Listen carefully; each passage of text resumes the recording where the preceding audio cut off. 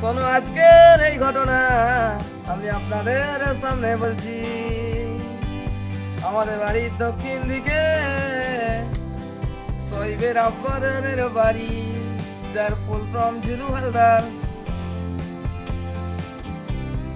একদিন তিনি তাদের বাড়ির সামনে একটা ছোট্ট নেলা আছে, তার সামনে তিনি মাছ ধরতে বসেছিলেন।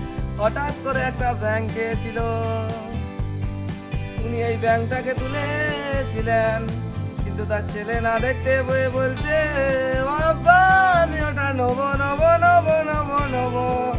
ওর আব্বা উঠে বলছে, এক পেছনে লাথি মারলো। ব্যাঙ শুধু তিনি ওই নালাতে পড়ে গেলেন। তখন তখন ছেলে বলছে, সইব, ও আব্বা, তোমার কেইলে ঘাড় ভেঙে দেবো।